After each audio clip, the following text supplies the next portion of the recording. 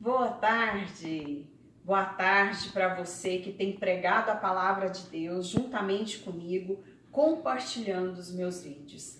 Que Deus te abençoe. E se você ainda não se inscreveu no meu canal, Pastora Luciene Bela Vista, se inscreva, deixe seu joinha, deixe seu comentário, deixe seu pedido de oração, que nós estaremos orando por você. Amém?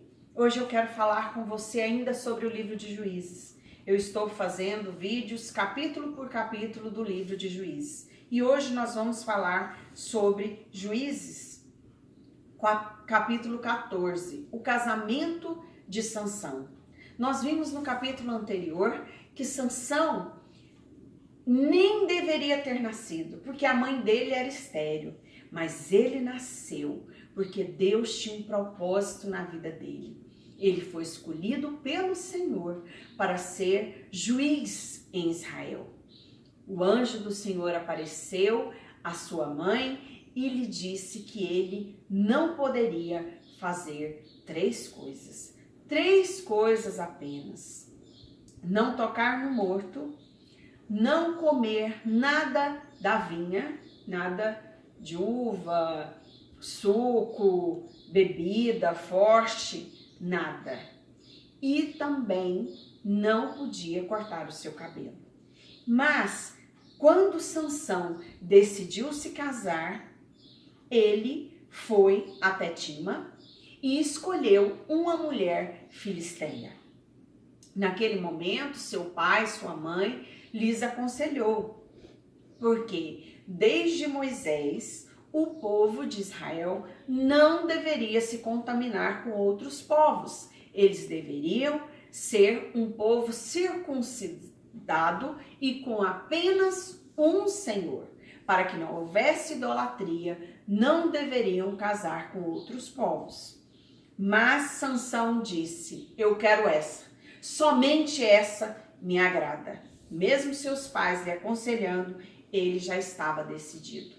Mas no versículo 4, nós vemos que seu pai e sua mãe não sabiam que isso vinha do Senhor, pois este procurava ocasião contra os filisteus, porquanto naquele tempo os filisteus dominavam sobre Israel. Foi uma maneira que Deus encontrou para frustrar Sansão com as coisas do mundo, com o pecado. Sansão até aqui não havia buscado ao Senhor. Sansão até aqui não se importava com o seu voto. Porque nós vemos nesse capítulo que ele foi ver a sua noiva e encontrou-se com o leão. E o Senhor encheu ele de força e ele matou o leão como se fosse um cabrito.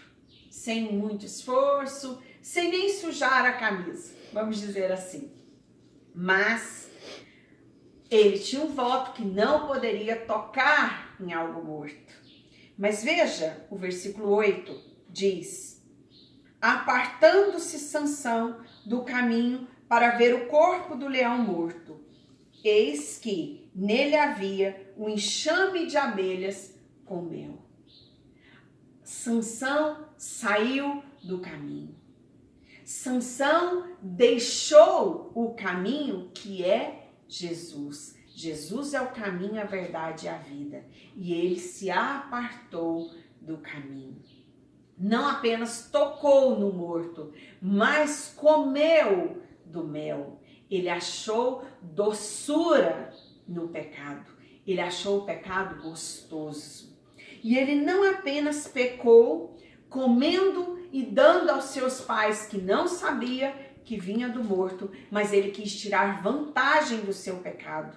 Ele quis se dar bem através do seu pecado. Nós vemos que Sansão fez um enigma. Do comedor saiu comida e do forte saiu doçura. E deu esse enigma aos seus padrinhos de casamento, dizendo que quem decifrasse esse enigma ganharia 30 camisas e 30 vestes festivas. E se nenhum deles conseguissem desvendar o mistério, todos eles iam ter que dar roupas novas para Sansão. Sansão quis se dar bem. Mas o inimigo jamais vai deixar a gente se dar bem com o pecado. E esses inimigos foram até a sua esposa e disse a ela: declara-nos o segredo, o enigma de Sansão. Se você não fizer isso, nós vamos destruir sua casa e também matar o seu pai. E aquela mulher, recém-casada, chorou 7 dias, até Sansão, que não havia contado nem para o seu pai e para sua mãe, contasse para ela o enigma. E ela contou aos seus inimigos, e os inimigos declararam a Sansão qual era o enigma, que era: do leão saiu o mel, do forte era o leão, saiu doçura, saiu o mel. E Sansão teve que matar 30 homens e despojar-se as suas vestes festivas para pagar ali a sua dívida. E o que é pior, Sansão, com toda essa força, com todo esse propósito de Deus na vida dele, um homem cheio do Espírito Santo, teve ali a sua esposa, a sua escolhida, a única mulher que lhe agradava, foi dada a um dos seus padrinhos. Porque Sansão, naquele momento de ira, naquele momento de raiva, voltou para a casa do pai e deixou ali a sua noiva. E nós vemos aqui que o pecado destrói a vida do homem mais forte do mundo. No pecado, nós somos muito, muito fracos. Mas, mesmo assim, não vemos Sansão voltando os seus planos, os seus projetos para os planos traçados por Deus. Mas os planos de Deus na nossa vida jamais podem ser frustrados. Os planos de Deus na nossa vida se cumprem, independente se nós queremos ou não.